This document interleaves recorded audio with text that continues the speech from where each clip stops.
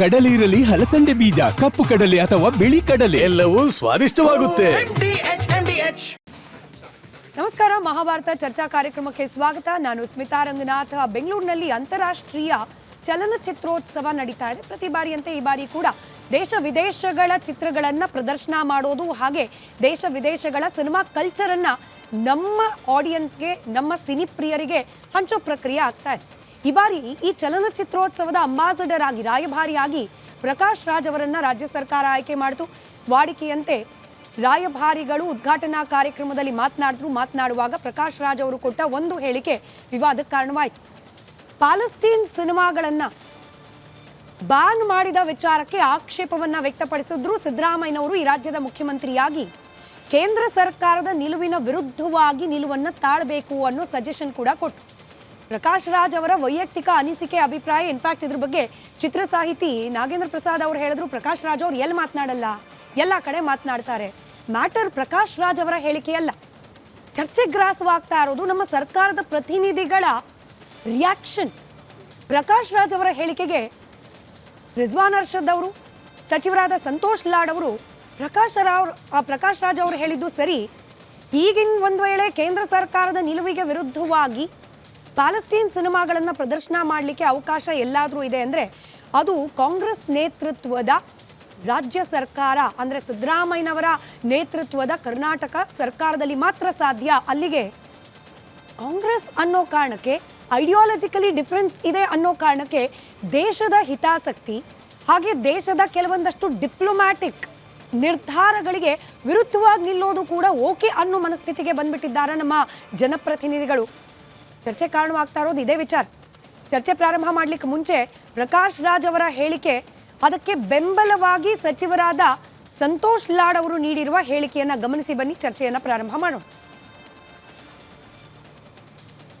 ಆದರೆ ಇತ್ತೀಚೆಗೆ ನಾವು ಬೆಂಗಳೂರಿನ ಚಲನಚಿತ್ರೋತ್ಸವಕ್ಕೆ ಬಂದಾಗ ಇದರಲ್ಲಿ ರಾಜಕೀಯ ಪ್ರವೇಶ ಮಾಡಿದೆ. ಇಂತಹ ಅದ್ಭುತವಾಗಿ ನಡ್ಕೊಂಡು ಬರ್ತಿದ್ದಂತಹ ಈ ವರ್ಷದ ಉತ್ಸವಕ್ಕೆ ಪ್ಯಾಲೆಸ್ಟೇನಿಯನ್ ಸಿನಿಮಾಗಳನ್ನ ನಮ್ಮ ಕೇಂದ್ರ ಸರ್ಕಾರ ಪ್ರದರ್ಶನ ಮಾಡಕ್ಕೆ ಬಿಡ್ತಾ ಇಲ್ಲ. ಅಂದ್ರೆ ಏನಿದು? ಇದರ ಪ್ರತಿರೋಧ ನಾವು ಹೇಗೆ ಮಾಡಬೇಕು? ಒಂದು ಸರ್ಕಾರವಾಗಿ, ಮುಖ್ಯಮಂತ್ರಿಗಳಾಗಿ ನೀವು ಒಂದು ದೊಡ್ಡ ನಿಲುವನ್ನು ತಗೊಳ್ಬೇಕು ಅಂತ ಒಬ್ಬ ರಾಯಭಾರಿಯಾಗಿ ನಿಮ್ಮನ್ನು ಕೇಳ್ಕೊಳ್ತಾ ಇದ್ದೇನೆ. ಯಾಕೆಂದ್ರೆ ನಮ್ಮ ನಾಡಿನ, ನಮ್ಮ ಮಣ್ಣಿನ, ಕಣ್ಣೀರಿನ ಸಂತಸದ ಕಥೆಗಳಾದ ಹೃದಯದ ಹಣಿತೆ ಅನ್ನೋ ಒಂದು ಪುಸ್ತಕ ಬೇರೆ ಭಾಷೆಗೆ ತರ್ಜುಮೆಯಾಗಿ ಬೂಕರ್ ಪ್ರಶಸ್ತಿ ಬಂದರೆ ಸಂಭ್ರಮಿಸುವ ನಾವು, ನಮ್ಮ ನೆಲಕ್ಕೆ ಇನ್ನೊಬ್ಬರ ಕಥೆಗಳನ್ನು ತರುವುದಕ್ಕೆ ಆಗೋದಿಲ್ಲ ಅನ್ನೋ ನಿರ್ಬಂಧವನ್ನು ನಾವು ಹೇಗೆ ಒಪ್ಕೊಳ್ಳಿಕ್ಕೆ ಸಾಧ್ಯ? ಇದನ್ನ ಮೊನ್ನೆ ಕೇರಳದ ಫೆಸ್ಟಿವಲ್ನಲ್ಲೂ ಮಾಡಿದ್ರು. ಆದರೆ ಅಲ್ಲಿಯ ಸರ್ಕಾರ ನಿಂತು ಆ ಪ್ರದರ್ಶನಗಳಿಗೆ ಅನುವು ಮಾಡಿಕೊಡ್ತು. ಆ ಥರದ ಒಂದು ಪ್ರತಿರೋಧವನ್ನ ಬೆಂಗಳೂರಿನ ಚಲನಚಿತ್ರೋತ್ಸವದಲ್ಲಿ ನಿಮ್ಮ ರಾಜಕೀಯದ ಹುನ್ನಾರಗಳು ನಡೆಯೋಲ್ಲ ಅನ್ನೋದನ್ನ ಕರ್ನಾಟಕ ಸರ್ಕಾರವಾಗಲಿ, ಚಲನಚಿತ್ರ ಅಕಾಡೆಮಿ ಆಗಲಿ ಪ್ರತಿರೋಧಿಸಬೇಕು, ಪ್ರತಿಭಟಿಸಬೇಕು ಅಂತ ರಾಯಭಾರಿಯಾಗಿ ನಾನು ಒತ್ತಾಯಿಸ್ತಾ ಇದ್ದೇನೆ. ನನ್ನ ಪ್ರತಿಭಟನೆಯನ್ನ ನೀವು ಪ್ಯಾಲೆಸ್ಟೇನಿಯನ್ನ ನೋಡಿ, ನಮ್ಮ ರಾಜ್ ಅವರ ಹೇಳಿಕೆ ನೀವು ಗಮನಿಸಿದ್ದೀರಾ. ಪ್ಯಾಲೆಸ್ತೀನ್ ಚಿತ್ರಗಳನ್ನು ಪ್ರದರ್ಶನ ಮಾಡೋದಕ್ಕೆ ಕೇಂದ್ರ ಸರ್ಕಾರ ಬಿಡ್ತಿಲ್ಲ. ರಾಜ್ಯ ಸರ್ಕಾರ ಯಾವ ಥರ ನೋಡುತ್ತೆ? ಅಲ್ಲ, ಅದೇ ಹೇಳ್ತಿರೋದು. ಈಗ ನಮ್ಮ ಇಂಡಿಯನ್ ಬಾಲಿವುಡ್ ಮೂವೀಸ್ ಎಲ್ಲ ಪ್ರಪಂಚಕ್ಕೆ ಹೋಗುತ್ತೆ. ಪ್ಯಾಲೆಸ್ತೈನ್ ಅಂತಕ್ಕಂಥ ಕಾನ್ಸೆಪ್ಟ್ ಇವ್ರ ಐಡಿಯಾಲಜಿಕಲ್ ಡಿಫರೆನ್ಸ್ ಇರ್ಬೋದು. ಏನು ಒಂದು ಕೇಂದ್ರ ಸರ್ಕಾರ ಭಾರತ ಸರ್ಕಾರ ಯಾವಾಗಲೂ ನಾವು ಯಾರ ಪರ ಇದ್ವಿ? ವಾಜಪೇಯಿ ಸಾಹೇಬ್ರು ಏನು ಮಾತನಾಡಿರ್ತಕ್ಕಂಥದ್ದು, ಅವ್ರ ಕಾಲದಲ್ಲಿ ಏನು ಸ್ಟ್ಯಾಂಡ್ ತೊಗೊಂಡಿದ್ದಾರೆ, ಯುಎನ್ನಲ್ಲಿ ಏನು ಸ್ಟ್ಯಾಂಡ್ ತೊಗೊಂಡಿದ್ವಿ. ಇಟ್ಸ್ ಮೋರ್ ಆಫ್ ಇಂಟರ್ನ್ಯಾಷನಲ್ ಇಶ್ಯೂನಲ್ಲಿ ನಾವು ಯಾರು ಪರ ಇರ್ತೀವಿ, ಯಾರು ವಿರುದ್ಧ ಇರ್ತಕ್ಕಂಥದ್ದು ಒಂದು ಕ್ಲಾರಿಟಿ ಇರಬೇಕು ಸರ್ಕಾರಕ್ಕೆ. ನಾನಿಂದ ಪೊಲಿಟಿಸೈಸ್ ಮಾಡೋಕ್ಕೆ ಹೋಗಲ್ಲ, ಬಟ್ ನನ್ನ ಔಟ್ಲುಕ್ ಯಾವುದೇ ದೇಶದ ಒಂದು ಪಿಕ್ಚರ್ ಬಂದು ಸ್ಕ್ರೀನ್ ಮಾಡ್ಲಿಕ್ಕೆ ಅದೇನು ತೊಂದರೆ ಇಲ್ಲ ಅಂತ ನನ್ನ ವೈಯಕ್ತಿಕ ಅಭಿಪ್ರಾಯ. ಸೊ ಐ ಪರ್ಸನಲಿ ಫೀಲ್ ನಮ್ಮ ದೇಶದ ಪಿಕ್ಚರ್ ಎಲ್ಲ ಕಡೆ ಹೋಗುತ್ತೆ. ಆ ದೇಶದ ಪಿಕ್ಚರ್ ಸ್ಕ್ರೀನ್ ಮಾಡಿದ್ರೆ ಏನು ತೊಂದರೆ ಆಗೋದಿದೆ? ಅಕಾರ್ಡಿಂಗ್ ಟು ಮೀ ಮಾಡಬೇಕು. ಚರ್ಚೆಯಲ್ಲಿ ಬಿಜೆಪಿ ವಕ್ತಾರರಾದ MG ಮಹೇಶ್ ಅವರಿದ್ದಾರೆ, ಹಾಗೆ ಮುಸ್ಲಿಂ ಮುಖಂಡರಾದ ಅಬ್ದುಲ್ ರಜಾಕ್ ಅವರು, MD ಫಾರೂಕ್ ಅವರಿದ್ದಾರೆ, ಹಾಗೆ ಹಿರಿಯ ವಕೀಲರಾದ ಅಮೃತೇಶ್ ಅವರಿದ್ದಾರೆ. ಕೆಲವೇ ಹೊತ್ತಿನಲ್ಲಿ ಫಿಲ್ಮ್ ಚೇಂಬರ್ನ ಅಧ್ಯಕ್ಷರಾದ ನರಸಿಂಹಲು ಅವರು ಜಾಯ್ನ್ ಆಗ್ತಾರೆ. ಹಾಗೆ ನಿವೃತ್ತ ಕರ್ನಲ್ PV ಹರಿ ಅವರು ಕೂಡ ಜಾಯ್ನ್ ಆಗೋ ನಿರೀಕ್ಷೆ ಇದೆ. ನಮಸ್ಕಾರ ಎಲ್ಲರಿಗೂ, ಕಾರ್ಯಕ್ರಮಕ್ಕೆ ಸ್ವಾಗತ. ಮಹೇಶ್ ಜಿ, ನಾವಿಲ್ಲಿ ಪ್ರಕಾಶ್ ರಾಜ್ ಅವರ ವೈಯಕ್ತಿಕ ಹೇಳಿಕೆ ಬಗ್ಗೆ ಖಡಾಖಂಡಿತವಾಗಿಯೂ ಚರ್ಚೆ ಮಾಡ್ತಿಲ್ಲ. ಅಭಿವ್ಯಕ್ತಿ ಸ್ವಾತಂತ್ರ್ಯ ಇದೆ. ಪ್ರಕಾಶ್ ರಾಜ್ ಅವರು ವಿಧಾನಸೌಧದ ಮೆಟ್ಲು ಮೇಲೆ ಬೇಕಾದ್ರೂ ನಿಂತ್ಕೊಂಡು ಮಾತನಾಡ್ಬೋದು, ಅಥವಾ ಅವ್ರ ಮನೆ ಚೇಂಬರ್ನಲ್ಲಿ ಬೇಕಾದ್ರೂ ನಿಂತ್ಕೊಂಡು ಮಾತನಾಡ್ಬೋದು. ವಾಟ್ ಇಸ್ ಕನ್ಸರ್ನಿಂಗ್ ಇಸ್ ಸಚಿವರಾದ ಸಂತೋಷ್ ಲಾಡ್ ಅವರ ಪ್ರತಿಕ್ರಿಯೆ. ಕೇಂದ್ರ ಸರ್ಕಾರದ ಐಡಿಯಾಲಜಿ ಡಿಫರೆನ್ಸ್, ಪ್ಯಾಲೆಸ್ಟೀನ್ ವಿಚಾರಕ್ಕೆ ಸಂಬಂಧಪಟ್ಟಂತೆ ಸೈದ್ಧಾಂತಿಕ ವಿರೋಧ ಅನ್ನೋದು ಒಬ್ಬ ಸಚಿವರ ಬಾಯಿಂದ ಬರ್ತಾ ಇರೋ ಮಾತು. ನಮ್ಮ ಅಂಡರ್ಸ್ಟ್ಯಾಂಡಿಂಗ್ ಏನು ಅಂದ್ರೆ ಕೇಂದ್ರ ಸರ್ಕಾರದ ನಿಲುವು ಪಕ್ಷಾತೀತವಾಗಿ ದೇಶದ ಪರವಾಗಿರಬೇಕು ಅನ್ನೋದು ಐಡಿಯಾಲಜಿ, ದೇಶದ ಪರವಾದ ಐಡಿಯಾಲಜಿ. ಇಲ್ಲಿ ಯಾಕೆ ಇದು ಡಿಫರೆನ್ಸ್ ಕಾಣಿಸ್ತಾ ಇದೆ? ಪ್ಯಾಲೆಸ್ಟೀನ್ ಚಿತ್ರಗಳನ್ನ ಇಲ್ಲಿ ಪ್ರದರ್ಶನ ಮಾಡಬಾರ್ದು ಅನ್ನೋದು ಬಿಜೆಪಿಯ ಸೈದ್ಧಾಂತಿಕ ನಿಲುವು ಅಂತ ಯಾಕೆ ಕಾಣಿಸ್ತಿದೆ ಅನ್ನೋದು. ಇಲ್ಲಿ ಭಾಳ ಸರಿಯಾಗಿ ಹೇಳಿದ್ರಿ ನೀವು. ಇಲ್ಲಿ ಪ್ರಶ್ನೆ ಇರ್ತಕ್ಕಂಥದ್ದು ಏನು, ಈ ಒಬ್ಬ ಕಲಾವಿದ ಏನು ಅಭಿಪ್ರಾಯ ವ್ಯಕ್ತ ಮಾಡಿದ್ದಕ್ಕೆ ನೀವು ಚರ್ಚೆಯನ್ನು ತೆಗೆದುಕೊಂಡಿದ್ದೀರಿ. ಮೊದಲನೇದು ಅದು ಚರ್ಚೆಗೆ ಸೂಕ್ತನಾ ಅಂತದ್ದು ನನಗೆ ಪ್ರಶ್ನೆ ಬಂದದ್ದು. ಆದರೆ ಇವರೆಲ್ಲರೂ ಕೂಡ ಯಾರು ಈ ವ್ಯಕ್ತಿಗಳು ಈಗೇನಿದ್ದಾರೆ, ಇವರು ತಥಾಕಥಿತ ವ್ಯಕ್ತಿಗಳಿಗೆ ರಾಷ್ಟ್ರಕ್ಕಿಂತ ಅವರ ವಿಚಾರ ವೈಚಾರಿಕತೆ ಅವ್ರೇನೋ ಒಂದಷ್ಟೆಲ್ಲ ನಂಬಿದಾರಲ್ಲ ಅದ್ರ ಸಲುವಾಗಿ ಮಾತನಾಡ್ತಕ್ಕಂಥದ್ದು. ಪ್ರತಿಯೊಂದು ಒಂದು ಸೆಲೆಕ್ಟಿವ್ ಅಪ್ರೋಚು. ನಮ್ಮ ದೇಶದ ನೂರಾರು ಸಮಸ್ಯೆಗಳ ಇದ್ದಂಥ ಸಂದರ್ಭದೊಳಗಡೆ ಅದನ್ನ ಮಾರುಮಾಚಿ ಅದಕ್ಕೆ ಅವಕಾಶಕ್ಕೆ ಯಾವುದೇ ರೀತಿಯ ಅವತ್ತಿನ ಧ್ವನಿ ಎತ್ತಿಲ್ಲದೆ ಇವತ್ತು ಒಂದು ಅಂತಾರಾಷ್ಟ್ರೀಯವಾದಂಥ ಭಾರತದ ಹಿತಕ್ಕನುಗುಣವಾದಂಥ ಒಂದು ರಾಜಕೀಯ ಮತ್ತು ಒಂದು ವಿದೇಶಾಂಗ ನೀತಿಯನ್ನು ಒಂದು ರಾಷ್ಟ್ರ ತೆಗೆದುಕೊಳ್ಳುತ್ತೆ. ಆ ನಿಲುವು ಯಾಕೆಂದರೆ ಯಾವುದೇ ಒಂದು ರಾಷ್ಟ್ರ ತೆಗೆದುಕೊಳ್ಳುವಂಥದ್ದು ತನ್ನ ದೇಶದ ಸಲುವಾಗಿ ತನ್ನ ದೇಶಕ್ಕೆ ಯಾವುದು ಒಳ್ಳೇದಿದೆ ಅದನ್ನು ಮಾತ್ರ ಮಾಡ್ತಕ್ಕಂಥದ್ದು. ಆದರೆ ಇಲ್ಲಿ ಪ್ರಶ್ನೆ ಅಂತಕ್ಕಂಥದ್ದು ಈ ಥರ ವ್ಯಕ್ತಿಗಳು ಯಾರಿದ್ದಾರೆ, ಇವರೆಲ್ಲ ಯಾರೆಲ್ಲ ಈ ಥರ ಒಂದಷ್ಟು ಜನ ಸೂಡೋ ವ್ಯಕ್ತಿಗಳಿದ್ದಾರೆ, ಡೋಂಗಿ ವ್ಯಕ್ತಿಗಳು, ನಾಟಕ ಮಾಡೋರಿದ್ದಾರೆ. ಇವರೆಲ್ಲರೂ ಕೂಡ ಏನ್ ಮಾಡ್ತಿದ್ದಾರೆ ಅಂತಂದ್ರೆ ಅಪೋಸ್ ಮಾಡ್ಲಿಕ್ಕೆ ಅವ್ರಿಲ್ಲ. ಅಲ್ಲಲ್ಲ, ಅವ್ರು ಏನ್ ಬೇಕಾದ್ರೆ ಮಾಡ್ಲಿ. ನನಗೆ ಗೊತ್ತಿದೆ ವಾಸ್ತವ ಅದು. ಅವರು ಡೋಂಗಿ, ನಾನು ಯಾವುದೆಲ್ಲ ಪದ ಹೇಳಿದ್ದೀನಿ ಬಹಳ ಅರಿವಿನಿಂದ ಎಚ್ಚರಿಕೆಯಿಂದ ಮಾತನಾಡ್ತಾ ಇದ್ದೀನಿ. ನಾನು ಯಾವುದು ಕೂಡ ಅಲ್ಲಲ್ಲ, ಒಂದ್ ನಿಮಿಷ ನೀವು ಆಮೇಲೆ ಮಾತನಾಡಿ ರಜಾಕ್. ನಾನು ಹೇಳ್ತಿರ್ತಕ್ಕಂಥದ್ದು ಹಿಂಗೆ, ಇದೇನು ಈ ಪ್ರಕರಣವನ್ನ ಅವ್ರು ಮಾತನಾಡಿದ್ದಾರೆ ಯಾವುದು ಪ್ಯಾಲೆಸ್ಟೈನ್ ಬಗ್ಗೆ, ಪ್ಯಾಲೆಸ್ಟೈನು ಮತ್ತೆ ಇಸ್ರೇಲಿನ ವಿಚಾರವಾಗಿ ಭಾರತದ ಸರ್ಕಾರದ ನಮ್ಮ ದಿಟ್ಟನ ಒಂದು ದೃಢವಾದಂಥ ನಿಲುವಿದೆ. ನಮ್ಮ ವಿದೇಶಾಂಗ ನಿಲುವು ಏನಾಗಬೇಕು ಇದೆ. ಇದೊಂದು ಸಿನಿಮಾ ಆಗಿ ನೋಡುವಂಥ ಕಾಲಘಟ್ಟದ ಒಳಗಡೆ ಇವತ್ತಿನ ಅಂತಾರಾಷ್ಟ್ರೀಯವಾಗಿ ಇವತ್ತಿನ ಜಿಯೋ ಪೊಲಿಟಿಕಲ್ ಸಿಚುಯೇಷನ್ ಉದ್ಭವ ಆದಂಥ ಈ ದೇಶದ ಪ್ರತಿಯೊಬ್ಬ ನಾಗರಿಕ ತನ್ನ ರಾಷ್ಟ್ರದ ಬಗ್ಗೆ ಯೋಚನೆ ಮಾಡಬೇಕಾಗಿರ್ತಕ್ಕಂಥದ್ದು. ಇವ್ರಿಗೆ ಈ ಸಂವೇದನೆ ಬೇರೆ ವಿಚಾರದಲ್ಲಿ ಇರಲಿಲ್ಲ. ಈಗ ಉದಾಹರಣೆ ಹೇಳ್ತೀನಿ ಕೇಳಿ. ಯಾವಾಗ ಇವ್ರ ಬಾಯಿಗೆ ಏನ್ ಹಾಕೊಂಡಿದ್ರು ಗೊತ್ತಿಲ್ಲ ನನಗೆ. 2003ನೇ ಇಸ್ವಿ ಒಳಗಡೆ ಲಜ್ಜಾ, ಯಾವ ಲಜ್ಜಾನ ತಸ್ಲೀಂ ನಸ್ರೀನ್ ಲಜ್ಜಾ ವಿಚಾರ ಬಂದಂತ ಸಂದರ್ಭದೊಳಗಡೆ ಇವರು ಮಾತಾಡ್ಲಿಲ್ಲ. ಸ್ಯಾಟನಿಕ್ ವರ್ಸಸ್ 36 ವರ್ಷ ಬ್ಯಾನ್ ಮಾಡಿದ್ರು. 36 ವರ್ಷ ಮೊನ್ನೆ ದೆಹಲಿ ಹೈಕೋರ್ಟ್ ಆದ ನಂತರ ಸ್ಯಾಟನಿಕ್ ವರ್ಸಸ್ ಅನ್ನ ಆಚೆ ತರುವಂತ ಮಾಡಿದ್ರು. ಅಂದ್ರೆ ಒಂದು ಧರ್ಮವನ್ನ ಓಲೈಸತಕ್ಕಂಥದ್ದು ಮತ್ತೆ ಮೋದಿಯನ್ನ ವಿರೋಧ ಮಾಡಬೇಕು ಅನ್ನೋ ಅಂತ ಒಂದೇ ಒಂದು ಉದ್ದೇಶದಿಂದ ಇವ್ರ ಕಾಂಟ್ರಿಬ್ಯೂಷನ್ ಏನ್ರಿ. ಒಂದು ವಿಷಯ ಹೇಳ್ತೀನಿ ಕೇಳಿ, ಆಸ್ ಎ ಆರ್ಟಿಸ್ಟ್ ಬಿಟ್ಬಿಟ್ಟು ಇವ್ರ ಕಾಂಟ್ರಿಬ್ಯೂಷನ್ ನಾನು ಕೇವಲ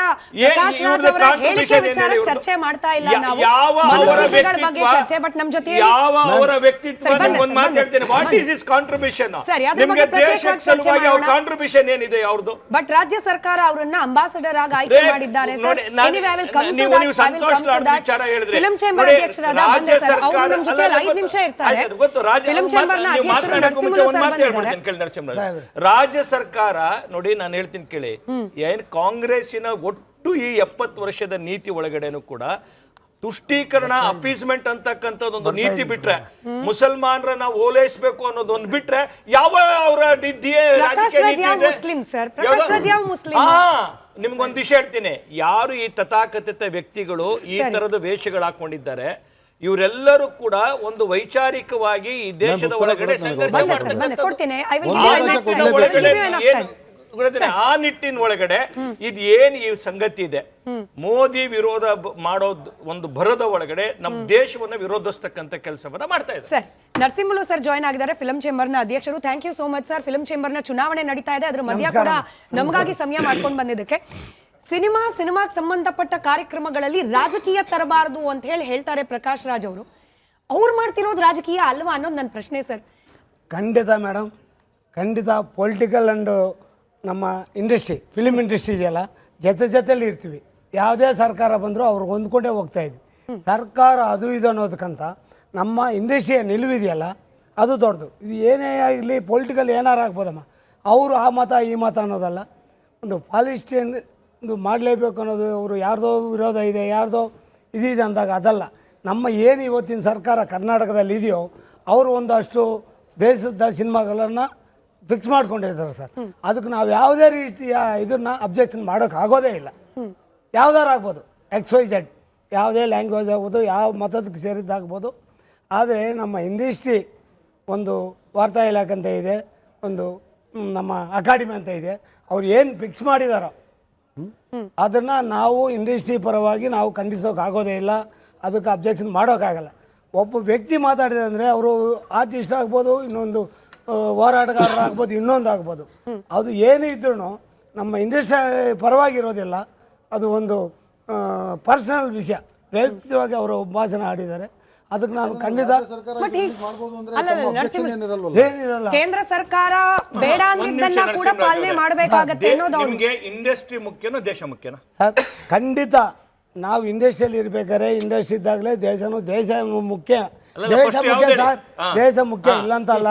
ದೇಶದಲ್ಲಿ ನಾವು ಇಂಡಸ್ಟ್ರಿ ಅಲ್ಲ. ಮುಸ್ಲಿ ಸರ್, ಮುಸ್ಲಿ ಅವ್ರು ಮಾತಾಡ್ಲಿ ಅವರು ಮಾತಾಡ್ಲಿ ಸರ್. ಸಿನಿಮಾ ರಂಗದವ್ರ ಮೇಲೆ ಎರಡು ನಿಮಿಷಕ್ಕೆ ಅವ್ರದ್ದು stand change ಮಾಡ್ಬೋದು. ಮಹೇಶ್ ಜಿ ನಾನು ಯಾಕೆ ಮಾತಾಡ್ತಾ ಇದ್ದೀನಿ ಅಂದ್ರೆ ಅವ್ರು ಏನಂದ್ರು ಇನ್ಫಾರ್ಮೇಶನ್ ಮಿನಿಸ್ಟ್ರಿ ಏನ್ ಡಿಸಿಷನ್ ತಗೊಂಡಿದ್ದಾರೆ ಗೊತ್ತಾಯ್ತಾನೆ. ಹೀಗಂತಂದ್ರೆ ನಮ್ಗೆ ಒಪ್ಪಿಗೆ ಇಲ್ಲ.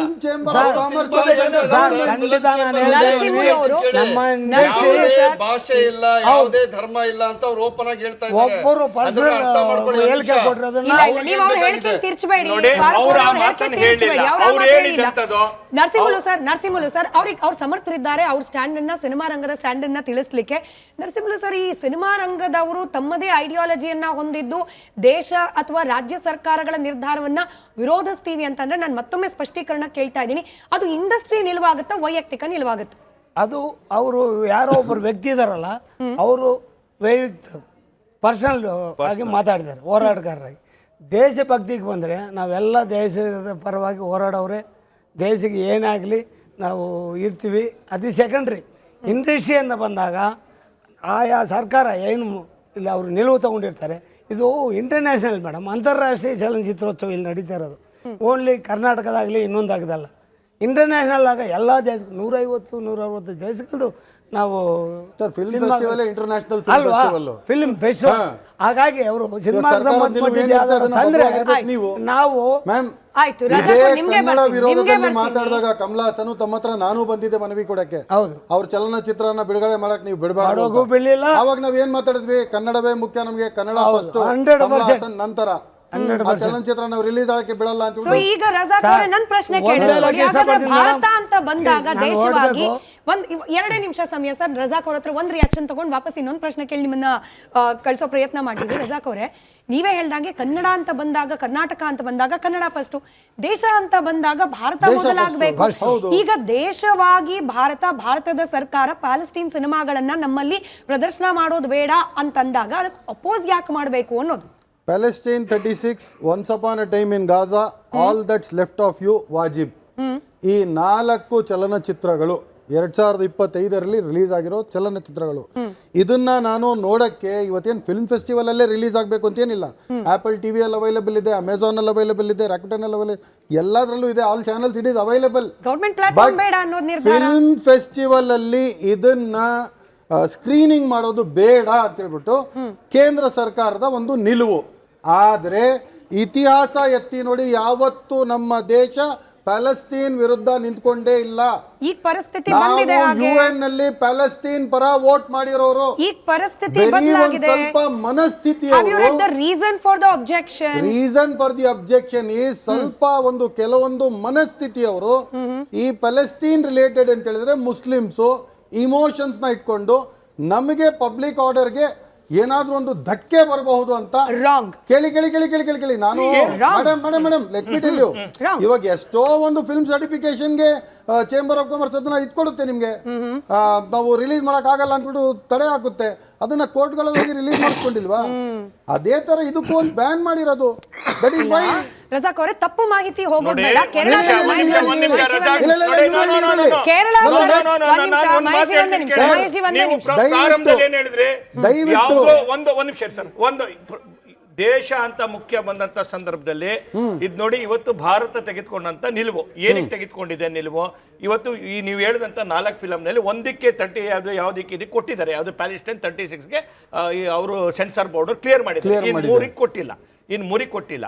ಇಲ್ಲಿ ಪ್ರಶ್ನೆ ಇರ್ತಕ್ಕಂಥದ್ದು ಯಾಕೆ ಕೊಟ್ಟಿಲ್ಲ ಅಂತಕ್ಕಂಥ ಚರ್ಚೆ ಮಾಡಿದಾಗ ಸ್ವಲ್ಪ ನೋಡಿದಂಥ ಸಂದರ್ಭದೊಳಗಡೆ ಅದ್ರ ಒಳಗಡೆ ಇರ್ತಕ್ಕಂಥ ಥೀಮು ಏನು, ಆ ಡೈರೆಕ್ಷನ್ ಮಾಡಿದ್ದಾರೆ, ಯಾರೋ ಲ್ಯಾಡನ್ ಅಂತ ಮಾಡಿದ್ದಾರೆ, ಅದನ್ನ ಆ ಡೈರೆಕ್ಷನ್ ಮಾಡಿರುವಂತ ಫಿಲಮಿನ ಒಳಗಡೆ ಇವತ್ತಿನ ಅಲ್ಲಿ ಉದ್ಭವ ಆಗಿರ್ತಕ್ಕಂಥ ಸಿಚುಯೇಷನ್ ಎಲ್ಲಿ ಗಾಜಾ ಒಳಗಡೆ ಆಗಿರುವಂತದ್ದು, ಇದು ನಮ್ಮ ದೇಶಕ್ಕೆ ಅನುಕೂಲ ಆಗೋದಿಲ್ಲ. ನಾವ್ ಯಾವ್ದಾರು ಒಂದು ತೀರ್ಮಾನ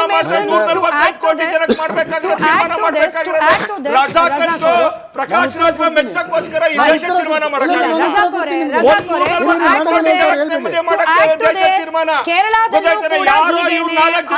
ದೇಶ ತೀರ್ಮಾನ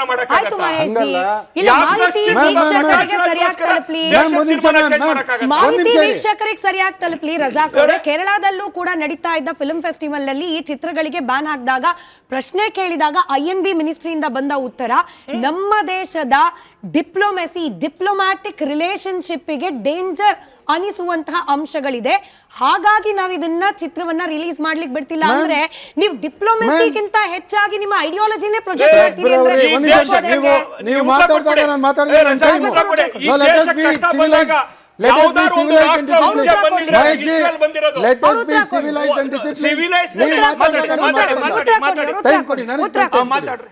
ನೋಡಿ ಮೇಡಮ್, ಫೆಬ್ರವರಿ 27, 28 ಮೋದಿಜಿ ಅವರ ಇಸ್ರೇಲ್ ವಿಸಿಟ್ ಇದೆ. ಆ ವಿಸಿಟ್ಗೆ ಹೋಗೋಕ್ಕಿಂತ ಮುಂಚೆ 31 ಜನವರಿಗೆ 22 ಅರಬ್ ನೇಷನ್ಸ್ನ ಅಂಬಾಸಡರ್ಗಳನ್ನ ಕರೆದು ಇಲ್ಲಿ ಭೇಟಿ ಮಾಡ್ತಿದ್ದಾರೆ. ಯಾಕೆ? ಬ್ಯಾಲೆನ್ಸಿಂಗ್ ಆಕ್ಟ್ ಇರಬೇಕು ಅಂತ. ನಾವು ಯಾವತ್ತಿಗೂ ಫಲಸ್ತೀನ್ ವಿರೋಧದಲ್ಲಿ ಹೋಗಿಲ್ಲ ಈ ದೇಶ. ನಾನಿವತ್ತು ಹೇಳ್ತಾ ಇದ್ದೀನಿ, 25 ವರ್ಷ ನಾವು ತಾಲಿಬಾನ್ ಅಂತ ನಮ್ಮನ್ನ ಬೆರಳು ತೋರಿಸಿ ಮಾತಾಡಿದವರು. ಮೊನ್ನೆ ಕೇವಲ ಕೇಂದ್ರ ಸರ್ಕಾರ ಫಾರಿನ್ ಮಿನಿಸ್ಟರ್ ಶೇಖ್ ಆಮಿರ್ನ ಕರೆದು ಬಿಟ್ಟು ಒಂದು ಪ್ರೆಸ್ ಕಾನ್ಫರೆನ್ಸ್ ಮಾಡಿದ ನಂತರ ಇವರೆಲ್ಲ ಡಬಲ್ ಸ್ಟ್ಯಾಂಡರ್ಡ್ ಚೇಂಜ್ ಆಯ್ತು. ನಾನು ಹೇಳ್ತಾ ಇದ್ದೀನಿ, ದೇಶ ಪ್ಯಾಲೆಸ್ಟೈನ್ ವಿರೋಧಿಸ್ತಾ ಇದೆಯಾ? ನಾನು ನರಸಿಂಹ ಸರ್ನ ಕಳಿಸ್ಕೊಡ್ಬೇಕು. ಒಂದ್ ನಿಮಿಷ ಹೇಳ್ತಿ ಕೇಳಿ. ತಾವೇನ್ ಇದು ಮಾಡಿದ್ರೆ ನೋಡ್ರಿ, ಒಂದು ದೇಶಕ್ಕೆ ಒಂದು ಯಾವುದೂ ಕೂಡ ಒಂದು ಪರ್ಮನೆಂಟ್ ಆಗ್ತಕ್ಕಂಥ ಒಂದು ನೀತಿ ಅಂತ ಇರೋದಿಲ್ಲ. ಯಾವ ವಿಷಯ ಕೇಳಿ, ಒಂದು ರಾಷ್ಟ್ರ ತನಗೆ ಯಾವ್ದಾವ್ದು ಅವತ್ತಿನ ಸಂದರ್ಭದ ಈ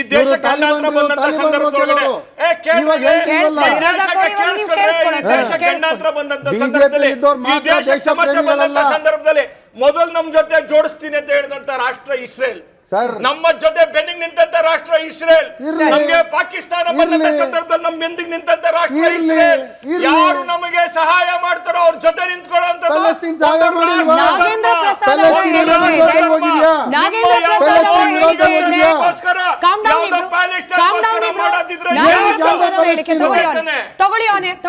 ನಾಗೇಂದ್ರ ಪ್ರಸಾದ್ ಅವರು ಹೇಳಿ. ಹೇಳಿ, ಎಲ್ಲ ಕಡೆ ಮಾತಾಡ್ತಾರೆ. ನೀವು ಯಾವುದಕ್ಕೆ ಹೋದ್ರೂ ಅದಕ್ಕೆ ಕೇಂದ್ರ ಸರ್ಕಾರದ ಹೊಣೆ ಮಾಡ್ತಾರೆ. ನೀವೇನಾದ್ರು ಕೇಳಿ, ನಮ್ಮ ರೋಡಲ್ಲಿ ನಾಯಿಗಳು ಜಾಸ್ತಿ ಇದೆ, ಬೀದಿ ನಾಯಿಗಳು, ಅದಕ್ಕೂ ಕೇಂದ್ರ ಸರ್ಕಾರ ಹೊಣೆನಾ? ನಾವು ಹಿಂಗೆಲ್ಲ ಮಾತಾಡಬೇಕಾಗುತ್ತೆ. ಸಿನಿಮಾ ಇದು, ನಾವು ಸಿನಿಮಾ ಹಬ್ಬದಲ್ಲಿದ್ದೀವಿ, ಸಿನಿಮಾ ಎಂಜಾಯ್ ಮಾಡೋಣ. ಈ ಪ್ರಕಾಶ್ ಎಲ್ಲಿ ಮಾತಾಡಲ್ಲ ಹೇಳಿ, ಎಲ್ಲ ಕಡೆ ಮಾತಾಡ್ತಾರೆ. ನೀವು ಯಾವುದಕ್ಕೆ ಹೋದ್ರೂ ಅದಕ್ಕೆ ಕೇಂದ್ರ ಸರ್ಕಾರದ ಹೊಣೆ ಮಾಡ್ತಾರೆ. ನೀವೇನಾದ್ರು ಕೇಳಿ, ನಮ್ಮ ರೋಡಲ್ಲಿ ನಾಯಿಗಳು ಜಾಸ್ತಿ ಇದೆ, ಬೀದಿ ನಾಯಿಗಳು, ಅದಕ್ಕೂ ಕೇಂದ್ರ ಸರ್ಕಾರ ಹೊಣೆನಾ? ನಾವು ಹಿಂಗೆಲ್ಲ ಮಾತಾಡಬೇಕಾಗುತ್ತೆ. ಸಿನಿಮಾ ಇದು, ನಾವು ಸಿನಿಮಾ ಹಬ್ಬದಲ್ಲಿದ್ದೀವಿ, ಸಿನಿಮಾ ಎಂಜಾಯ್ ಮಾಡೋಣ. ನರಸಿಂಹ ಸರ್, ಕಡೆ ಪ್ರಶ್ನೆ, ಸಿನಿಮಾದವರಿಗೆ ಒಂದು ಸೋಷಿಯಲ್ ರೆಸ್ಪಾನ್ಸಿಬಿಲಿಟಿ ಇರಬೇಕು, ಅದರ ಜೊತೆಗೆ ಸಿನಿಮಾವನ್ನ ಸಿನಿಮಾ ರೀತಿಯಲ್ಲಿ ನೋಡ್ಲಿಕ್ಕೆ, ಸಿನಿಮಾವನ್ನ ಸಿನಿಮಾ ರೀತಿಯಲ್ಲಿ ಸೆಲೆಬ್ರೇಟ್ ಮಾಡ್ಲಿಕ್ಕೆ ಅವಕಾಶ ಮಾಡಿಕೊಡ್ಬೇಕು. ಕೇವಲ ಕೇಂದ್ರದಲ್ಲಿ ಮೋದಿ ಇದ್ದಾರೆ ಅನ್ನೋ ಕಾರಣಕ್ಕೆ ಅಪೋಸ್ ಮಾಡೋದಲ್ಲ ಅನ್ನೋದು ನಾಗೇಂದ್ರ ಪ್ರಸಾದ್. ಇಲ್ಲ, ಖಂಡಿತ ಮೇಡಮ್. ನಮ್ದೇನು ನಮ್ಮ ಇಂಡಸ್ಟ್ರಿ ನಿಲುವು ಏನಾಗಿದೆ, ಪೊಲಿಟಿಕಲ್ ಜೊತೆಗೆ ಏನು ಹೇಳಿದಾಗ ಅದು ಕುಣಿಯೋದಲ್ಲ. ಅವ್ರದ್ದೇ ಒಂದು censor board, central censor board ಅಂತ ಇದೆ. ಅವರು ಏನು ಅನುಮತಿ ಕೊಡ್ತಾರೋ ಅದನ್ನ ಮಾತ್ರ ನಾವು ಪ್ರದರ್ಶನ ಮಾಡೋಕ್ಕೆ ಇದು ಮಾಡ್ಕೊಳ್ತೀವಿ. ಅದನ್ನು ಬಿಟ್ಟು ಬೇರೆ ಯಾವ್ದಾರು ಇದ್ದಾಗ ನಾವು ಮಾಡೋಕ್ಕೆ ಬರೋದಿಲ್ಲ. ಆಮೇಲೆ ಇಂಡಸ್ಟ್ರಿ ನಿಲುವುಗಳಿಗೂ ಪೊಲಿಟಿಕಲ್ ನಿಲುವಿಗೆ ಸಂಬಂಧನೇ ಇಲ್ಲ.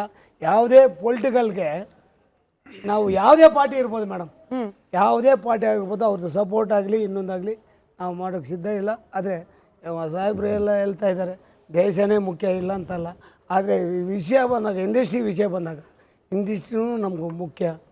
ಇಂಡಸ್ಟ್ರಿ ಏನು ಕೆಲವು ನಿಯಮಾವಳಿಗಳಿದೆ ಅದನ್ನು ಪಾಲಿಸ್ಕೊಂಡಿದೆ ಇಂಡಸ್ಟ್ರಿಯ ಕರ್ತವ್ಯ. ಹಾಗಾಗಿ ಒಬ್ಬರು ಮಾತಾಡಿದ್ದಾರೆ, ಆದರೂ ಅವ್ರು ಮಾತಾಡಿರೋದು ಸರಿನಾ ತಪ್ಪು ಅನ್ನೋದು ಹೋದರೆ ನಮ್ಮ ಇಂಡಸ್ಟ್ರಿ ಪರವಾಗಿ ಅಂತ ಮಾತಾಡಿಲ್ಲ, ಅವರು ಪರ್ಸ್ನಲ್ ವಿಷಯ ಅಂತಲೇ ಮಾತಾಡ್ಕೊಂಡಿದ್ದಾರೆ. ಹಾಗಾಗಿ ಇಂಡಸ್ಟ್ರಿ ತಟಸ್ಥಮ್ಮ, ಇದರಲ್ಲಿ ಯಾರಿಗೆ ಸಪೋರ್ಟ್ ಆಗಲಿ ಇನ್ನೊಂದಾಗಲಿ ಇಲ್ಲಿ ವೈಮನಸ್ಸುಗಳು ಇಲ್ಲ. ಇಂಡಸ್ಟ್ರಿ ಎಲ್ಲರೂ ಒಂದೇ, ಎಲ್ಲರೂ ಯಾರನ್ನೂ ಹೊಣೆಗಾರಿಕೆ ಮಾಡೋದು ತಪ್ಪಾಗತ್ತೆ. ಥ್ಯಾಂಕ್ ಯು ಮೇಡಮ್, ಎಲ್ಲರಿಗೂ ನಮಸ್ಕಾರ.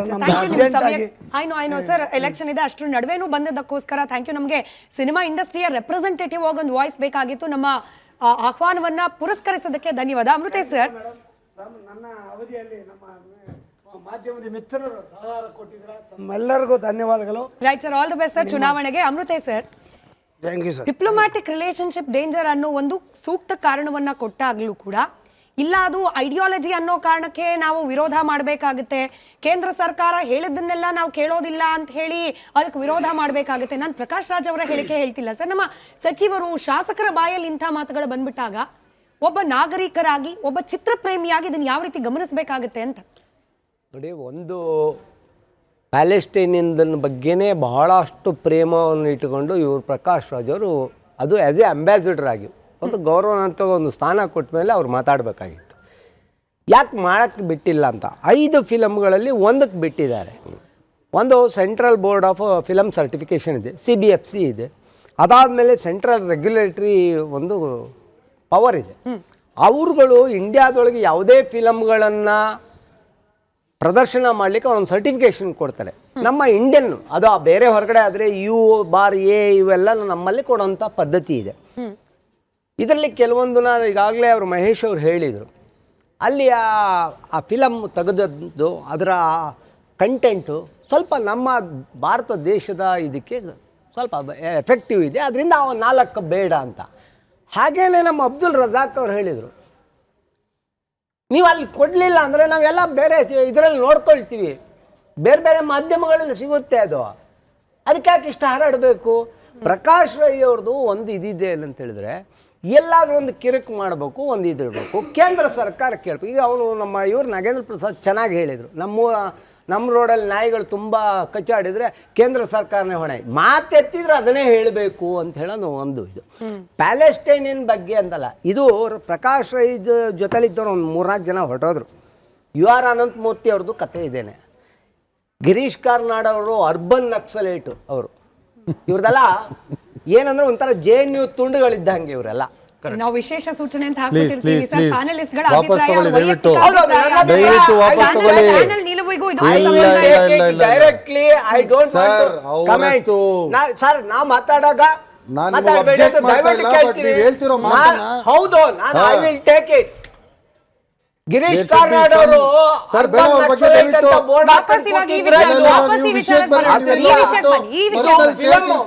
ವಿಚಾರಕ್ಕೆ ನಾನು ಹೇಳ್ತಿರೋದು, ಅಂತಾರಾಷ್ಟ್ರೀಯ ಸಂಬಂಧಗಳನ್ನು, ಫಿಲಮ್ನ ಸಂಬಂಧಗಳನ್ನ ಕಲಾತ್ಮಕವಾದರೆ ಅದು ಕಡಲನ್ನು ದಾಟಿ ಸಮುದ್ರ ದಾಟಿ ಎಲ್ಲ ಕಡೆನೂ ಇರುತ್ತೆ. ಆದರೆ ಅದರೊಳಗಡೆ ಕಂಟೆಂಟ್ ಹೇಗಿದೆ ಅಂತ ಹೇಳೋದನ್ನು ಯೋಚನೆ ಮಾಡಬೇಕು. ನೀವು ಕಂಟೆಂಟು ಅಲ್ಲಿಯ ದೇಶಕ್ಕೆ ಅದು ಮಾರಕವಾಗಿದ್ದರೆ ಅದನ್ನು ತೋರಿಸ್ಬೇಡಿ ಅಂತ ಅದಕ್ಕೆ central board of film certification ಹೇಳಿರೋದು. ಅದಕ್ಕೆ ಎಕ್ಸ್ಟರ್ನಲ್ ಅಫೈರ್ಸ್ ಅವರು ಇರ್ತಾರೆ, ಎಲ್ಲರೂ ಇರ್ತಾರೆ. Just because of international film festival ಅಂದರೆ ಎಲ್ಲರೂ ತಗೋಬರ್ರಿ, ಎಲ್ಲರದ್ದು ತೋರಿಸ್ರಿ ಅಂತಲ್ಲ, ಟೆರರಿಸ್ಟ್ದು ತೋರಿಸ್ರಿ, ಇದು ಇನ್ನೊಬ್ರದ್ದು ಯಾರ್ದೋ ಬರ್ತದೆ ಅವ್ರದ್ದು ತೋರಿಸ್ರಿ ಅಂತ ಹೇಳಕ್ಕಾಗಲ್ಲ. That should be regulatory. ಆ ರೆಗ್ಯುಲೇಟರಿ ಒಳಗಡೆ ಬಂದಿದ್ರಿಂದ ದಯವಿಟ್ಟು ಅರ್ಥ ಮಾಡ್ಕೊಳ್ಳಿ. ರಿಮಾರ್ಕ್ಸ್ ತಗೊಳ್ತೀನಿ. ಫಾರೂಕ್ ಸರ್, 20 ನಿಮಿಷ ಆಯ್ತು, ನಾನು ಇನ್ನೊಬ್ಬ ಪ್ಯಾನಲಿಸ್ಟ್ ನ ಮಾತಾಡ್ಸಿಲ್ಲ, ಒಂದು ರಿಯಾಕ್ಷನ್. ಫಾರೂಕ್ ಸರ್, ಪ್ಯಾಲೆಸ್ಟೈನ್ ಅನ್ನ ಹೇಟ್ ಮಾಡಿ ಅಂತ ಹೇಳಿ ಕೇಂದ್ರ ಸರ್ಕಾರ ಎಲ್ಲೂ ಹೇಳ್ತಿಲ್ಲ. ಪ್ಯಾಲೆಸ್ಟೈನ್ ಅನ್ನ ನೀವು ಪದ ಕೂಡ ಪ್ರಯೋಗ ಮಾಡಬೇಡಿ ಅಂತಾನೂ ಕೇಂದ್ರ ಸರ್ಕಾರ ರಿಸ್ಟ್ರಿಕ್ಟ್ ಮಾಡ್ತಾ ಇಲ್ಲ. ಸಿನಿಮಾದ ಕಂಟೆಂಟು ಈ ದೇಶದ ಪರಿಸ್ಥಿತಿಗೆ ಅನುಗುಣವಾಗಿಲ್ಲ ಅಂತ ಹೇಳಿ ಒಬ್ಜೆಕ್ಟ್ ಮಾಡೋದನ್ನ, ಇಡೀ ಪ್ಯಾಲೆಸ್ಟೈನ್ ವಿರುದ್ಧವಾಗಿ ದೇಶ ನಿಂತುಬಿಟ್ಟಿದೆ, ಇಡೀ ಪ್ಯಾಲೆಸ್ಟೈನ್ ವಿರುದ್ಧವಾಗಿ ಕೇಂದ್ರ ಸರ್ಕಾರ ನಿಂತುಬಿಟ್ಟಿದೆ, ಹಿಂಗೆ ಪ್ರೊಜೆಕ್ಟ್ ಮಾಡೋ ಪ್ರಯತ್ನ ಯಾಕಾಗಬೇಕು ಅಂತ ಹೇಳಿ. ಸಿಂಪಲ್ ಒಂದೇ ಒಂದು ಮಾತು ಮೇಡಮ್, ನಾವು ಸಿನಿಮಾ ಥರ ನೋಡಬೇಕು, ಅರ್ಥ ಆಯ್ತಾ? ಇದರಲ್ಲಿ ಯಾವುದೇ ರಾಜಕೀಯನ ತೊಗೊಂಬರ್ಬಾರ್ದು.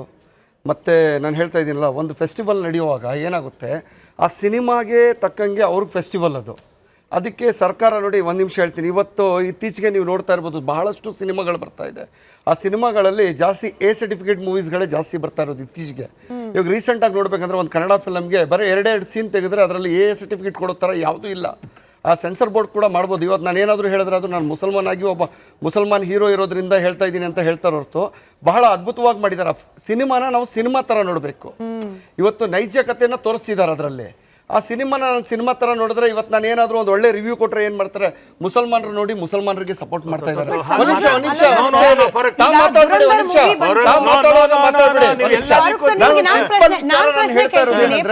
ಸಿನಿಮಾವನ್ನ ಸಿನಿಮಾ ತರ ಎಷ್ಟು ಜನ ನೋಡ್ತಿದ್ದಾರೆ? ದುರಂಧರ್ ಸಿನಿಮಾ ಬಂತು, ನಮ್ಮಲ್ಲಿ ಎಷ್ಟು ಜನ ಕಣ್ಣೀರ್ ಹಾಕಿದ್ರು ಸರ್? ಎಲ್ಲಿ ಹೋಗಿದೆ ಈ ಪ್ರಕಾಶ್ ರಾಜ್? ಕೇರಳ ಫೈಲ್ ಬಂದಾಗ, ಕಾಶ್ಮೀರ್ ಫೈಲ್ ಬಂದಂತ ಸಂದರ್ಭದೊಳಗೆ ರಾಜ್ಯಗಳ ಇದು ಮಾಡಿದ ಎಲ್ಲಿ ಹೋಗಿದೆ ಈ ವ್ಯಕ್ತಿ? ಒಳಗಡೆ ಇದ್ದಂತ ಮಾಡಕ್ಕಾಗ್ತಕ್ಕಂಥ ವ್ಯಕ್ತಿ ಇವತ್ತು ಭಾರತ ಜೊತೆ ಇದ್ದಂತ ಸಂದರ್ಭದೊಳಗಡೆ ಇವತ್ತು ಕೂಡ ಮೋದಿ ಅವರಿಗೆ ಅವ್ರು ಕೊಟ್ಟಂತ ಅವಾರ್ಡ್ ಅನ್ನ ನಾವು ಸ್ವೀಕಾರ ಮಾಡಿದ್ದೀವಿ. ನಾವು ಅವರ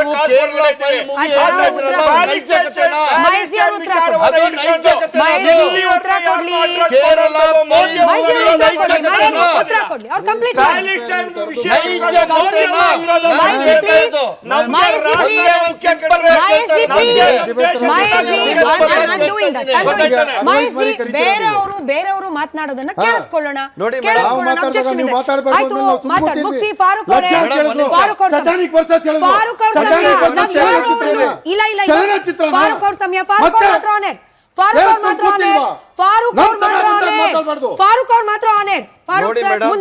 ನಾನು ಸಿಂಪಲ್ ಆಗಿ ಹೇಳ್ತಾ ಇದ್ದೀನಿ, ಸಿನಿಮಾನ ಸಿನಿಮಾ ತರ ನೋಡಬೇಕು. ನಾನು ಯಾವತ್ತೂ ಅಷ್ಟೇ, ಅದು ಯಾರೇ ಆಕ್ಟರ್ ಆಗಿರ್ಲಿ, ಯಾವುದೇ ಡೈರೆಕ್ಟರ್ ಇರಲಿ, ಯಾವುದೇ ಪ್ರೊಡ್ಯೂಸರ್ ಇರಲಿ. ಇವಾಗ ನೋಡಿ ದುರಂಧರ್ ಮೂವಿ ನೀವು ಹೇಳಿದ್ರೆ ನಾನು ನೋಡಿದೆ, ಬಹಳ ಇಷ್ಟ ಆಯ್ತು. ಅದ್ರಲ್ಲಿ ನೋಡಿದಾಗ ಏನಾಯ್ತು, ಅದರಲ್ಲಿ ಒಂದು ಅಕ್ಷಯ್ ಖನ್ನಾ ಆಕ್ಟಿಂಗ್ ನೋಡಿದಾಗ ಬಹಳ ಅದ್ಭುತವಾಗಿ ಮಾಡಿದ್ದಾರೆ ಅಂತ ಹೇಳ್ಬಿಟ್ಟು ಆ ಫಿಲಮ್ ಅಲ್ಲಿ ಹೀರೋಕ್ಕಿಂತ ಜಾಸ್ತಿ ವಿಲನ್ಗೆ ಒಂದು ಒಳ್ಳೆ ಪಾತ್ರ ಕೊಟ್ಟಿದ್ದಾರೆ. ಒಂದ್ ನಿಮಿಷ ಮೇಡಮ್, ಬೇಕು ಅಂತ ಮೋದಿ ಅವರ ನರೇಟಿವ್ ಅನ್ನ ತುರುಕಲಾಗಿದೆ, ಪಾಕಿಸ್ತಾನವನ್ನ ಕೆಟ್ಟದಾಗಿ ಬಿಂಬಿಸಲಾಗಿದೆ. ಕೇರಳ ಫೈಲ್ ಅಂತ ಹೇಳಿದ್ರಲ್ಲ, ಅದು ಸತ್ಯ ನೈಜಕತೆ ಅಂತ ಹೇಳಿ ನೋಡೋಣ. ಸುಪ್ರೀಂ ಕೋರ್ಟ್ ಒಂದ್ ನಿಮಿಷ, ಸತ್ಯ ನೈಜಕತೆ ಇದು ಪ್ರಶ್ನೆ ನಾನು ಅವಾಗ ನಿಮ್ಗೆ ಕೌಂಟರ್ ಕೊಡ್ತೀನಿ, ನೀವು ಉತ್ತರ ಕೊಡಿ. ನೋಡಿ, ಒಟ್ಟು ಚರ್ಚೆ ನಡೀತಾ ಇರ್ತಕ್ಕಂಥದ್ದು ನಾವೆಲ್ಲ ಒಟ್ಟು 145 ಕೋಟಿ ಭಾರತೀಯರು ಬಂದ ನಮ್ಮ ದೇಶದ ಹಿತ ಯಾವ್ದಿದೆ ಅದು ಒಂದು ಸರ್ಕಾರ ತೆಗೆದುಕೊಳ್ಳುವಂತ ನೀತಿ.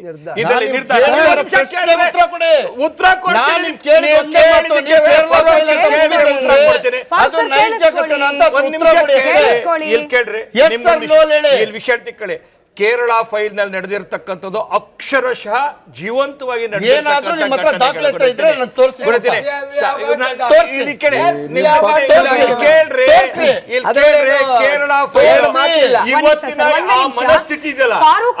ಫಾರೂಕ್ ಅವರ ಗಮನಕ್ಕೆ ಸರ್, ನೀವು ಸಿನಿಮಾ ನಂಬ್ತಿರೋ ಇಲ್ಲೋ, Kerala CPM leader who ridiculed Kerala files faces love jihad reality. Daughter ಯಾರು ಕೇರಳದ ಸಿಪಿಎಂ ಲೀಡರ್ ಯಾರು ಕೇರಳ ಫೈಲ್ ಸಿನಿಮಾವನ್ನ ಒಂದು ಪ್ರಾಪಗಂಡಾ ಅಂತ ಹೇಳಿದ್ರು, ಅವ್ರ ಮಗಳೇನೆ ಲವ್ ಜಿಹಾದ್ ಬಲಿ ಆದ್ಲು ಅನ್ನೋದು.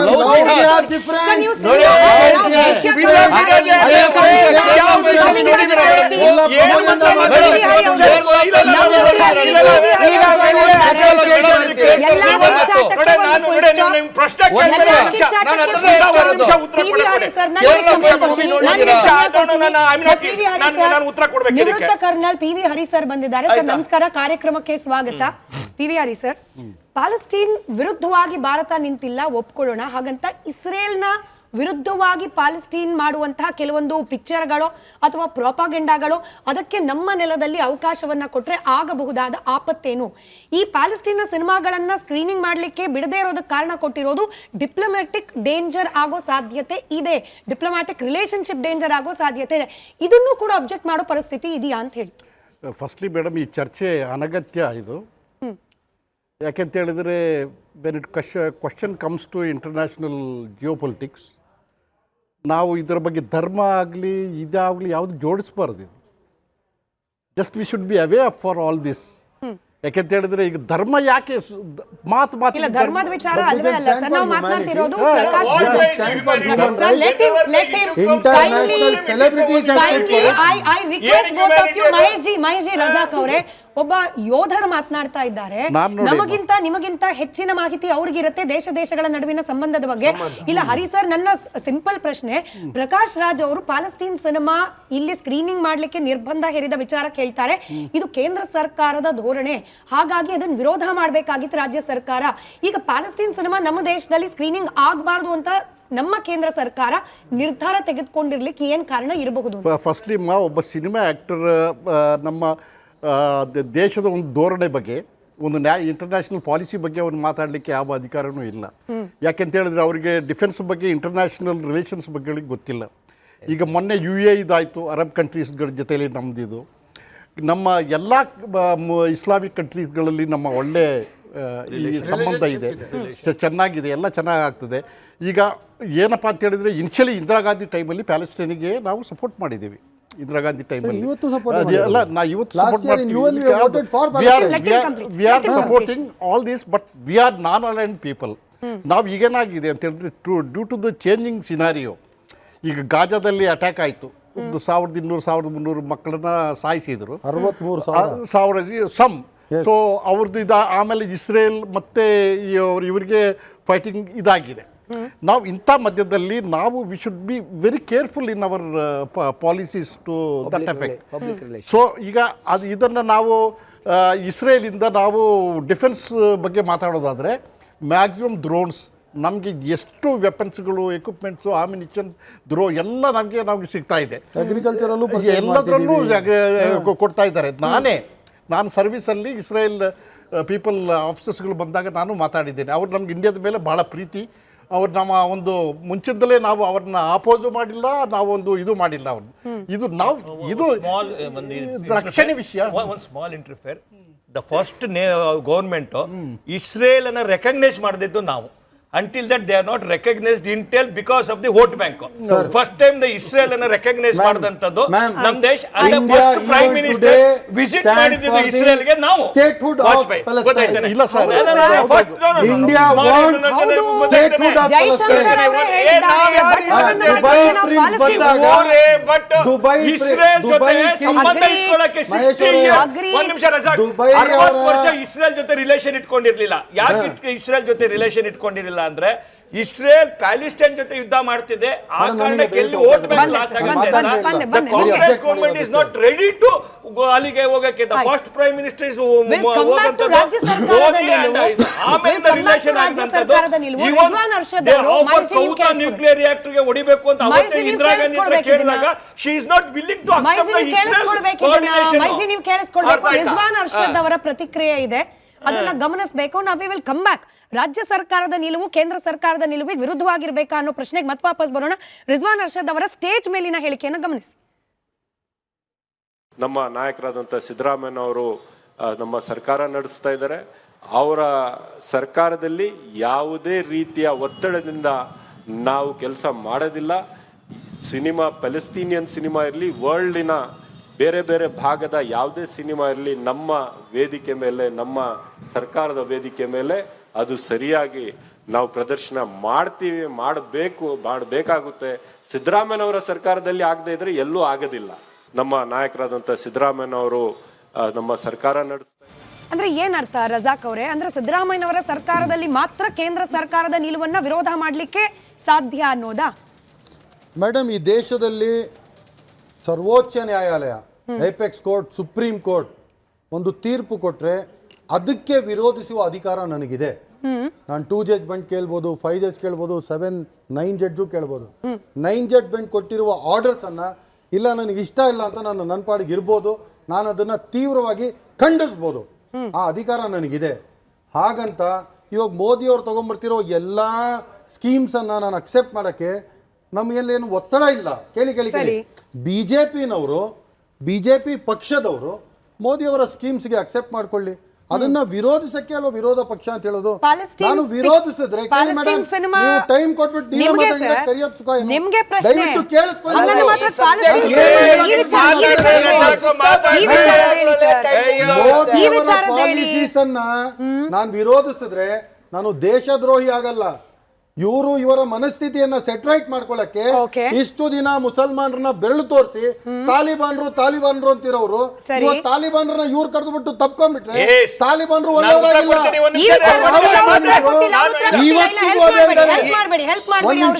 ರಜಾಕ್ ಅವರೇ, ನನ್ನ ಮೂಲಭೂತ ಪ್ರಶ್ನೆ ಇರೋದು ಪ್ಯಾಲೆಸ್ಟೈನ್ ಸಿನಿಮಾವನ್ನ ಪ್ರದರ್ಶನ ಮಾಡೋದು ಈ ದೇಶದ ಬೇರೆ ದೇಶದ ಜೊತೆಗಿನ ಸಂಬಂಧಕ್ಕೆ ವಿರುದ್ಧವಾದದ್ದು ಅಂದ್ರೆ ಇದು ಮೋದಿ ಅವ್ರ ನಿಲ್ವಲ್ರಿ, ದೇಶದ ನಿಲುವು. ಇದನ್ನು ಅಪೋಸ್ ಮಾಡಬೇಕು. Central board for film certification 100ರಲ್ಲಿ ಒಂದು 6-10 ಚಲನಚಿತ್ರಗಳನ್ನ ಇಲ್ಲ ಅಂತ ತಡೆ ಹಾಕುತ್ತೆ. ಅದನ್ನ ಸುಪ್ರೀಂ ಕೋರ್ಟ್ ಹೋಗಿ ವಾಪಸ್ ತಗೋ ಬಂದಿದೀವಿ. ಅದು ಕೇಂದ್ರ ಸರ್ಕಾರದ ನಿಲುವು. ಅಂತಾರಾಷ್ಟ್ರೀಯ ಜಿಯೋ ಪಾಲಿಟಿಕ್ಸ್ ಅಲ್ಲಿ, ಫಾರಿನ್ ರಿಲೇಷನ್ಸ್ ಅಲ್ಲಿ ಅದರಿಂದ ಏನು ತೊಂದರೆ ಆಗಲ್ಲ. ಆಗಂಗಿದ್ರೆ ಈ ದೇಶದಲ್ಲಿ ಬ್ಯಾನ್ ಮಾಡಬಹುದಾಗಿತ್ತು. ಯಾಕೆ ಓಪನ್ ಇಕ್ಕಿದ್ದಾರೆ OTT ಚಾನೆಲ್ಸ್ ಅಲ್ಲಿ? ಬ್ಯಾನ್ ಮಾಡಬೇಕಲ್ವಾ? ಇವ್ರು ಹೇಳ್ಬಿಟ್ಟು ಸಟಾನಿಕ್ ವರ್ಸಸ್ ಅಂತಾರೆ. ಸಟಾನಿಕ್ ವರ್ಸಸ್ ಚಲನಚಿತ್ರನ ಯಾವ್ದೋ ನಾವಲ್ ಅಲ್ಲಿ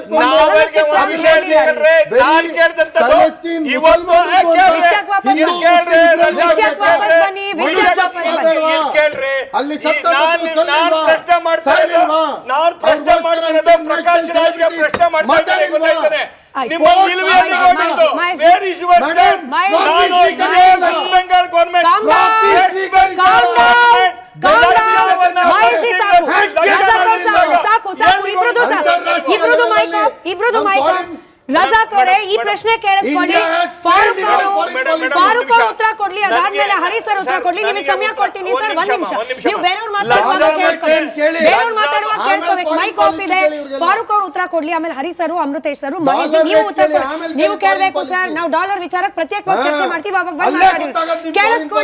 ಕೇಳಿಸ್ಕೊಳ್ಳಿ ಫಾರೂಕ್ ಅವರೇ. 25% ಇವತ್ತು ಹಾಕಿದ್ದಾರೆ. ಆಯ್ತು ಸರ್, ಅಟ್ಯಾಕ್ ಇಂದ ಕೇಳಿಸ್ಕೋಬೇಕು ರಜಾಕ್ ಅವರೇ.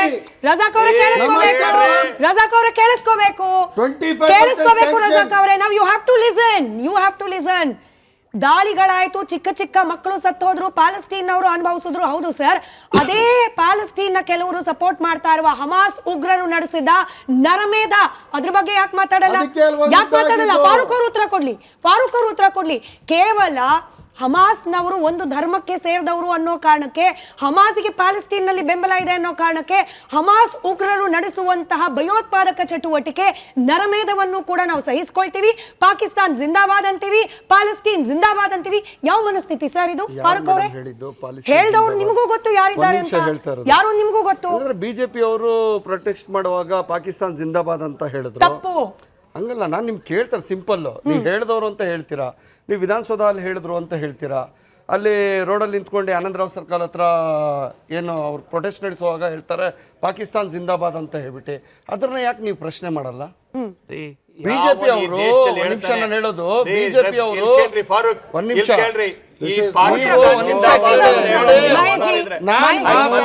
ಯಾಕೆ ಮಾತಾಡ್ತೀರಾ? ನೀವು ಮಾತಾಡುವಾಗ ಏನಾದ್ರು ನಾನು ಮಾತಾಡಿದ್ದೀನಿ?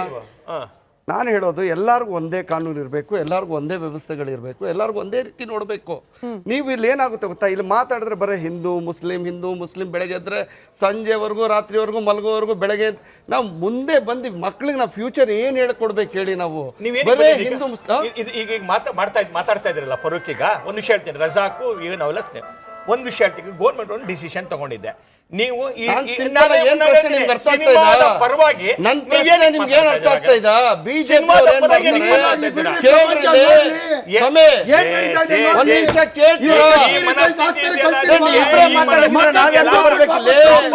ನಿಮ್ಮದನ್ನ ನೋಡ್ಬೇಕು.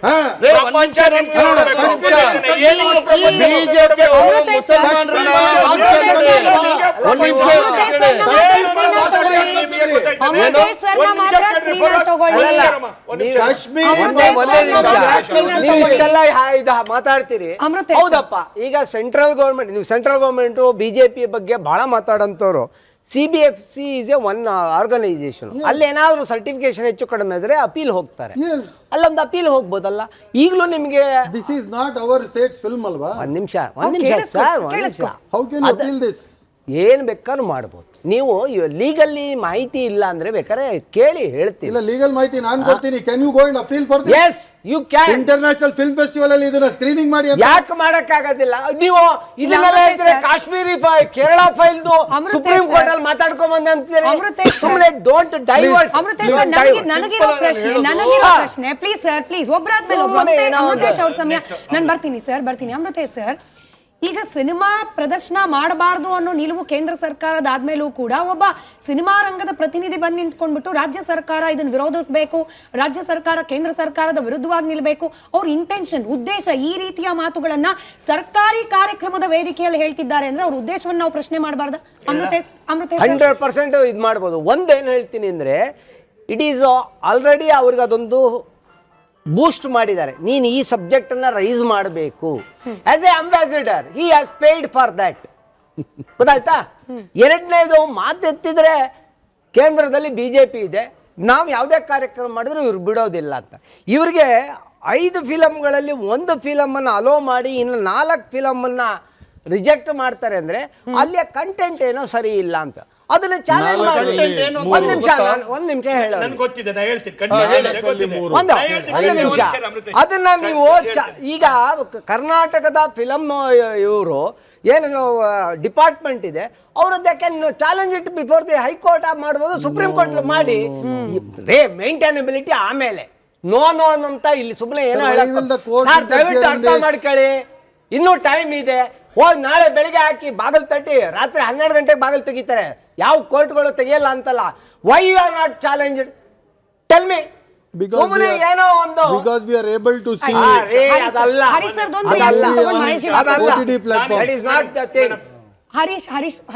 ಸರ್ದು ಒಂದು ರಿಯಾಕ್ಷನ್ ತಗೊಂಡು, ಕ್ಷಮೆ ಇರಲಿ ಸರ್, PV ಹರೀಶ್ ಸರ್ದು ಒಂದು ರಿಯಾಕ್ಷನ್ ತಗೊಂಡು ಮಹೇಶ್ ನಿಮ್ಮ ಹತ್ರಕ್ಕೆ ಬರ್ತೀನಿ.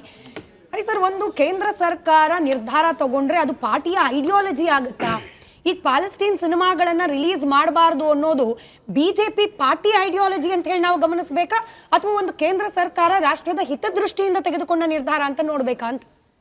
ನೋಡಿ ಮೇಡಮ್, ಇದು when it comes to international scenario, Panchsheel Nehru ಅವ್ರದ್ದು ಆಗಲಿ, ಇಂದಿರಾ ಗಾಂಧಿ ಅವ್ರದ್ದು ಪ್ರೋಗ್ರಾಮ್ ಆಗಲಿ, ಎಷ್ಟೋ ಜನ ನಮ್ಮ as per the changing scenario of geopolitics ನಾವು ಸ್ಟ್ಯಾಂಡ್ ತಗೊಳ್ತಾ ಇದ್ದೀವಿ.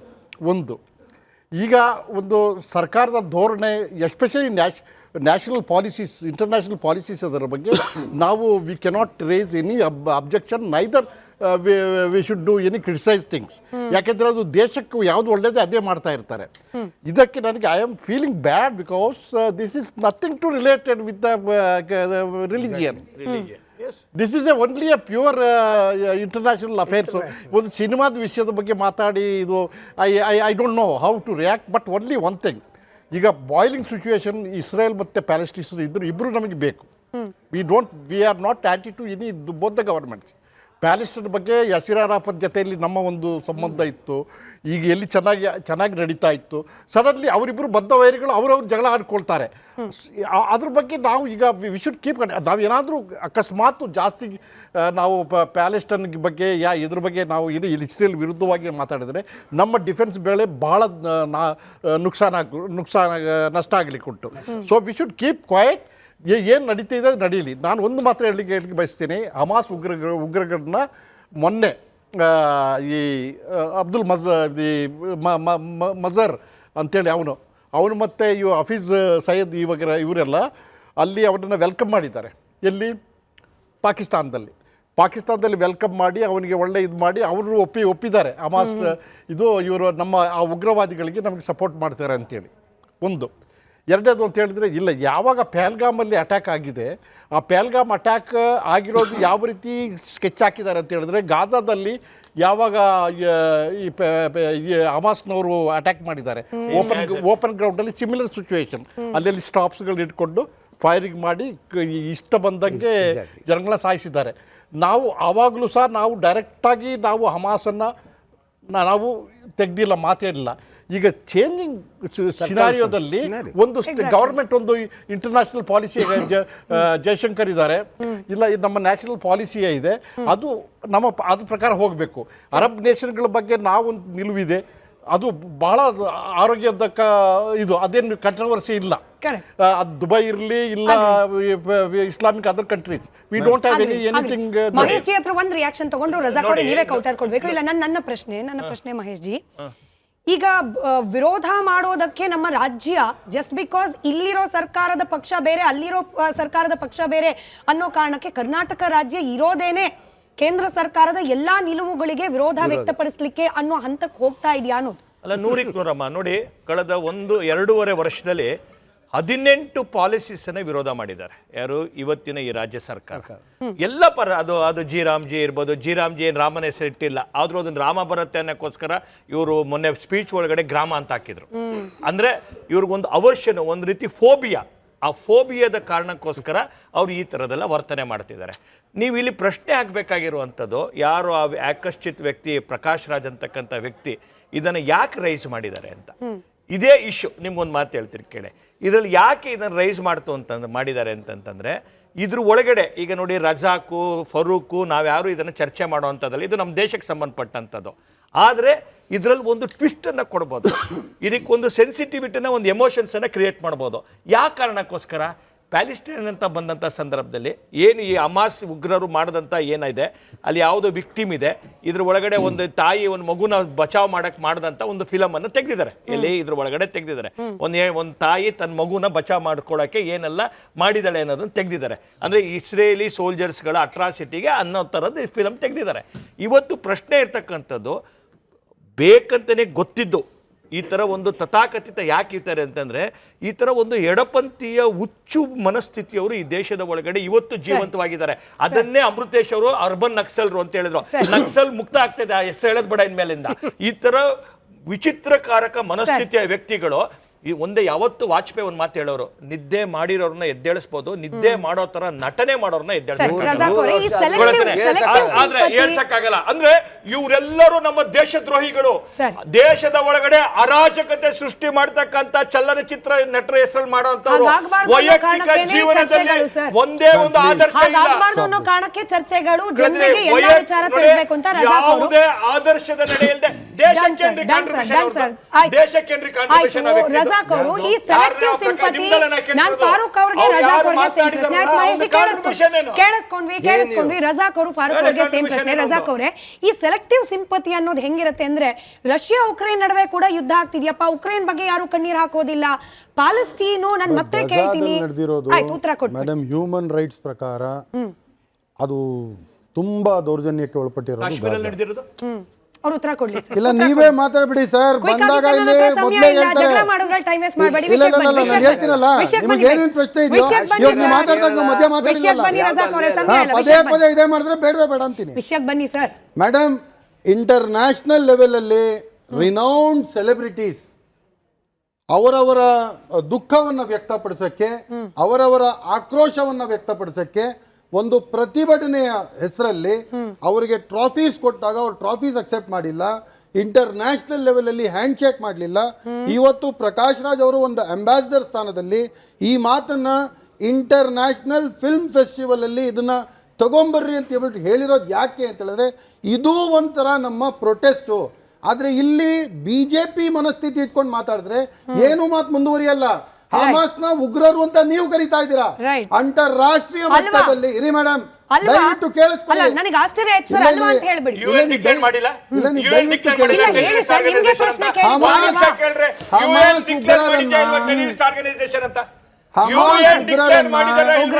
ಅಮೆರಿಕ ನಡೆದಿದ್ದು ಯಾರ್ಯಾರ ಮಧ್ಯ? ಸರಿ,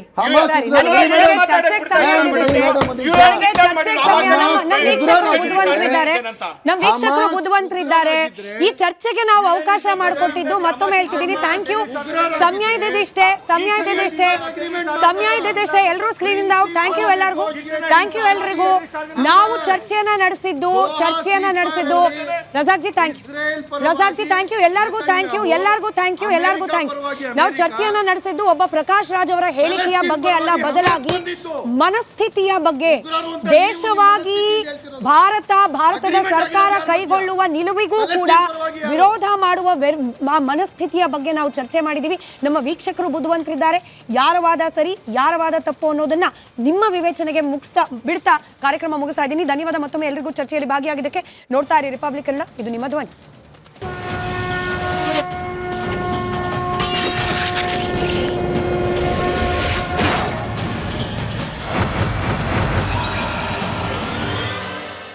ಚಹಾದ ಸ್ವೀಟೆಸ್ಟ್ MDHD ಪ್ಲಸ್ ನಿಂದಲೇ ಬರುತ್ತೆ. ಗಂಟು ಕಟ್ಟಿಕೋ. ಲವಂಗ, ಹಸಿರು ಏಲಕ್ಕಿಯಿಂದ ತುಂಬಿದ MDHD+ ಮಸಾಲೆ.